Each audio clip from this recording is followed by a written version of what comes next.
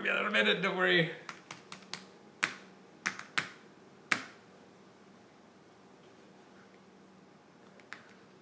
I'll be there waiting for some people. I gotta finish one more thing here.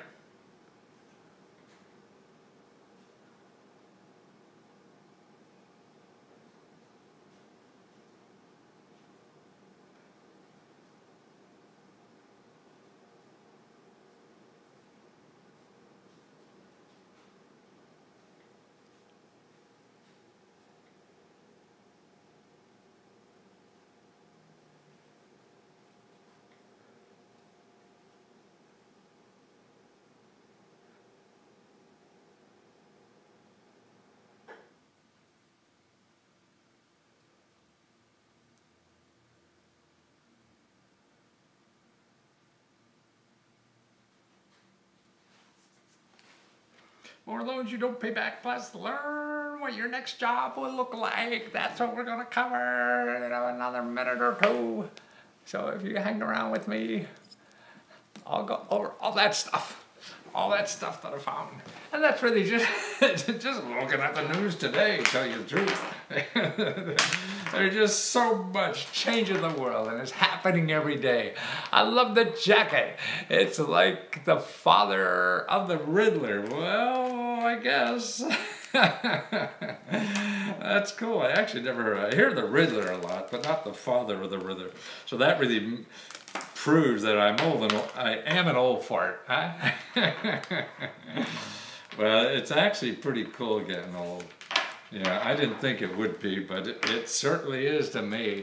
All that stuff you don't have to worry about, like as a 20-year-old or 30-year-old or 40-year-old or 50-year-old, all that stuff is, you know, passé. And you dig down deeper and better stuff, and more interesting stuff, and other things that really enrich your life even more than you ever imagined. And that's what the fun of life is, besides untangling spaghetti wires. And that's it. We should be the sun, actually. Well, a lot of people call the son of everything, anything, but sometimes it rhymes with B, as in boy, but really bitch. Well, you hear me on YouTube, okay? I want to make sure you guys hear me on it, because I just put that on.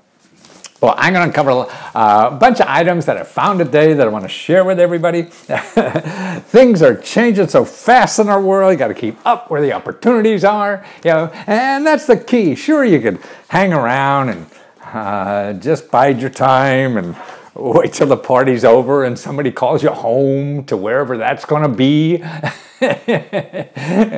Or you can start having fun with this stuff, you know, and see much you could do before the game is over. You know, what the hell? Nobody really cares. I used to feel that, oh man, I used to be so worried about failing and what I was going to do in life because people will point at me if I fail. That's another thing about getting old. I see no one cares. No one cares. We're all worried about our own self. We don't care what happens to you. You got to care what happens to you. And you have no control over so much of that. So you might as well just have fun doing it. I mean, they're the winners to me. But I don't know if you remember yesterday, maybe it was yesterday or maybe the day before. But here's a follow-up on the student loan debts that you don't have to pay back. That's right, you don't have to pay them back. Why? Because the financial services industry is so screwed up. Right? They crashed the stock market, they crashed the housing market, now they're crashing the student loan market. You know, and there's an opportunity there for you. You know what happens? Just like in the housing market where they couldn't get you know, people who went to court, you see, the people they owed money to, you know, on their mortgages, these fat cat, you know, financial services would take them to court, they get to court, and then it showed that the financial services industry didn't have the paperwork. They lost the paperwork. You know why? Because it's all just a Ponzi scheme in the financial services. You get the loan from somebody, they sell that loan to somebody else, that somebody else sells the loan to somebody else. So it goes through 15 different hands. So the people who are stuck with it, usually it's all screwed up. They don't have what they need to take you to court, but they're not going to tell you that ahead of time. But if you show up in court, now they're losing.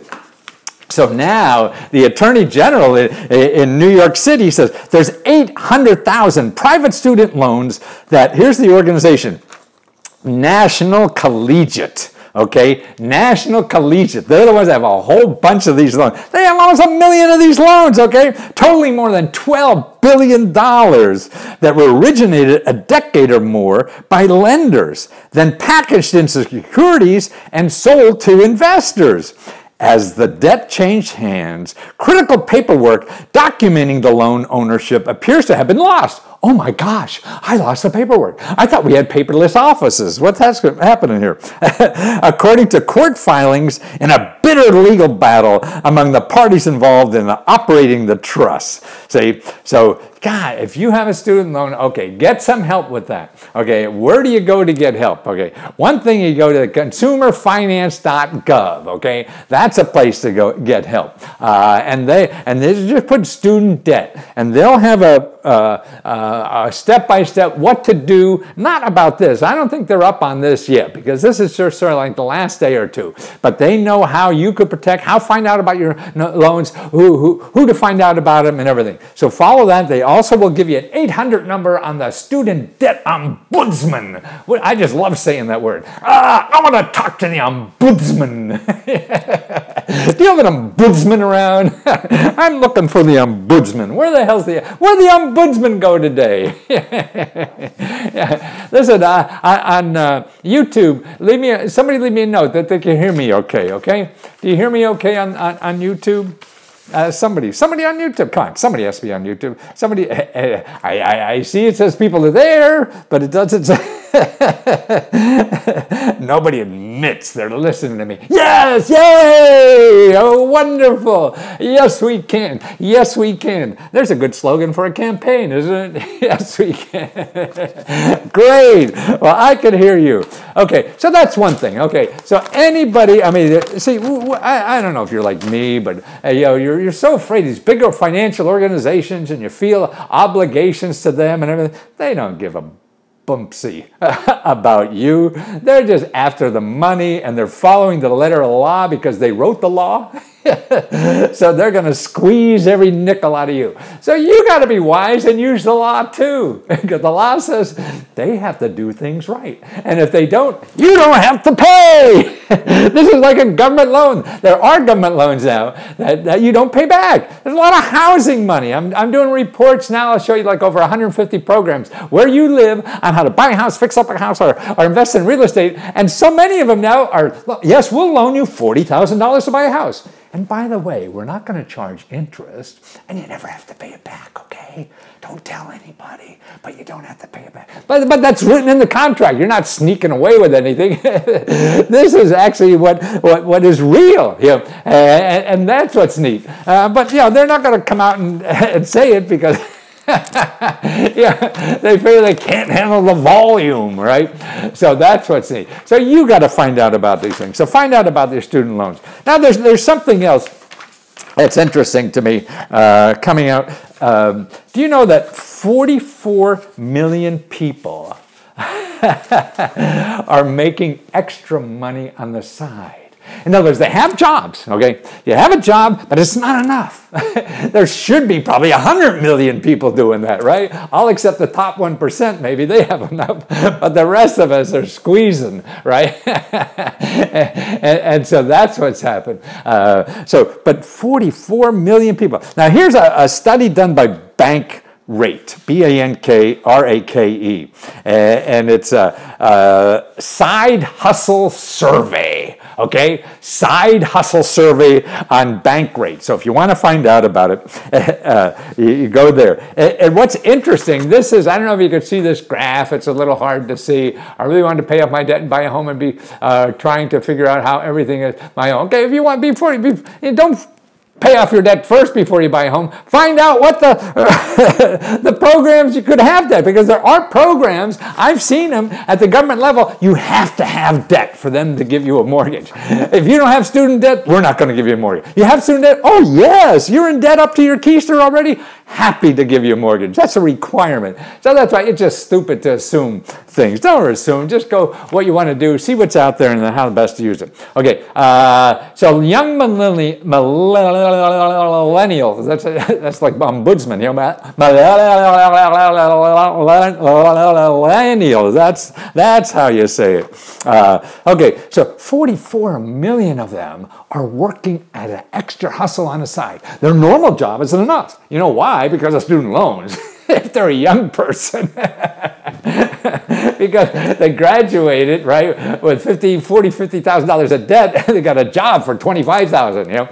So how are they going to do all that, right? Well, actually, if you're like that, remember, contact the Department of Education student loans, because they'll work it out. You don't have to pay as much.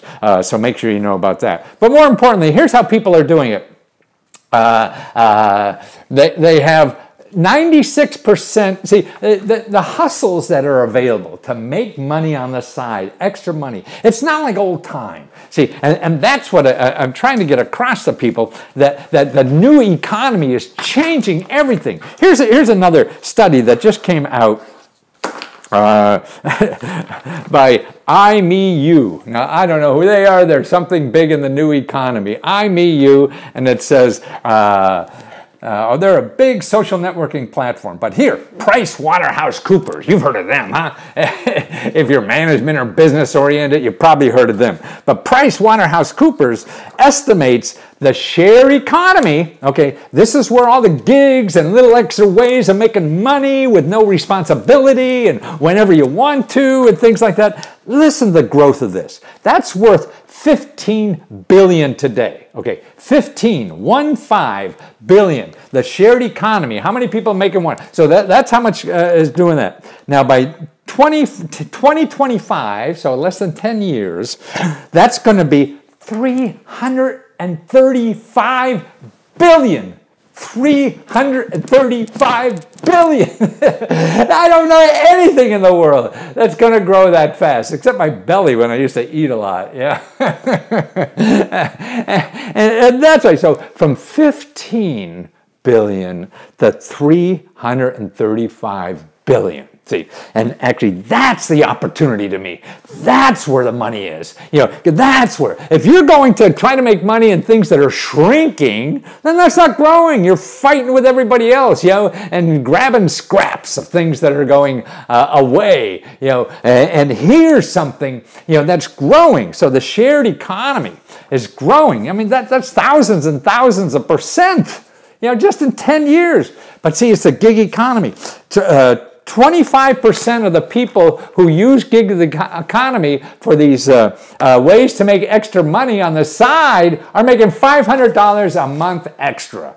$500 a month. That's 25% of them. 96% of the people are using it at least once a month. See, you could use it just once a month. Here, 60% use it just once a week. So here's sources of extra income. You know, in the gig economy, shared economy, you know, where people are working once a month, once a week, or even more, or making full-time jobs out of it. See, and that's what's cool. So if it's using extra space in your bathroom or bedroom or basement to store something for somebody and making money on that, you know, if it's taking care of somebody's pet for a few days while they're away, or you have an extra bedroom you're not using, there are literally, I've collected 140 ways to do that in the gig economy, and I put that in my report.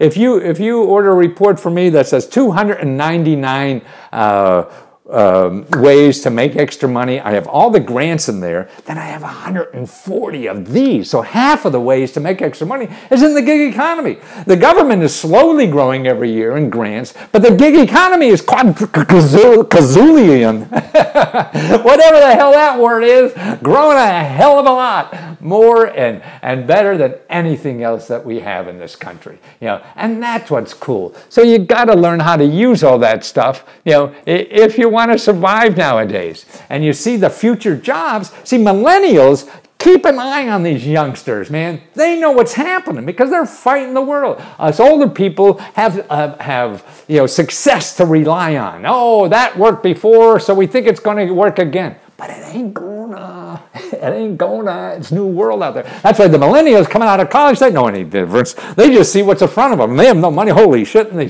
see this. And they go to the best possible places to get that money, right?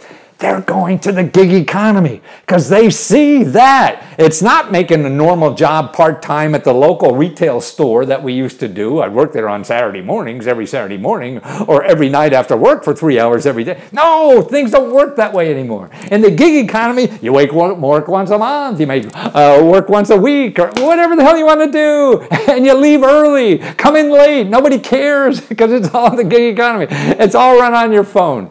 And that's why there's 140 services like that are popping up on what they call platforms, for you to make money on that, okay? 44 million people are doing that, making money on the side. That just proves, man, you have to. One job isn't going to do it. Or actually, see, what's also good for using that gig economy is to do things, a way to earn income while you're doing something else. You're starting a business and you're not earning money in your business yet. You're an artist and need money. Whatever. You need an extra money, for Christmas. Oh boy, here's the way to do it. And things like that with very little obligation, no problems, no whatever. There's 140 that I have, and there's probably more. I'm collecting them every day, and trying to put them in one place to see it. But I mean, you can find it out yourself. Put the gig economy away, and the best. I'm sure everybody writes, clickbait for you to use Google, and somebody will do a slam bag article on something like that, and it'll be there. And come up in your Google because they work like hell to get it because they want your name or your. That's good. You guys are right. Sorry for complaining. Besides, I don't know anything about Mr. Lesko, really. So, I don't know what they were saying. I missed that. But no, that's okay. Complain. You should complain. Man, I'm an idiot. I don't know what I'm doing. I'm just searching stuff and finding what's out there and trying to share it with people. May or may not help. Man, there's no guarantees anywhere. You're looking for guarantees, man. You might just die because you're guaranteed you're not going to come back.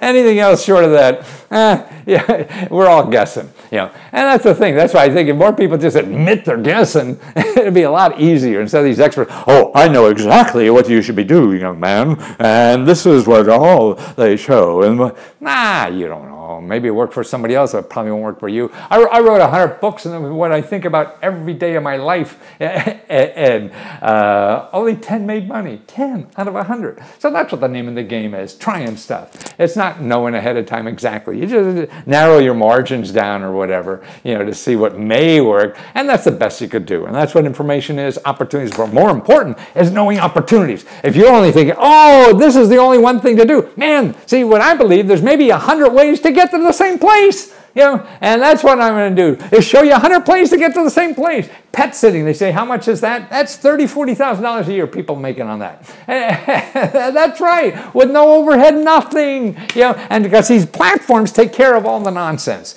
You don't have to worry about customers because customers are coming to that website every day. You don't have to worry about getting paid because people run the website, make sure that happens before they get the money ahead of time and everything. So that's why it's a whole new ball game. And that's why it's easier than ever.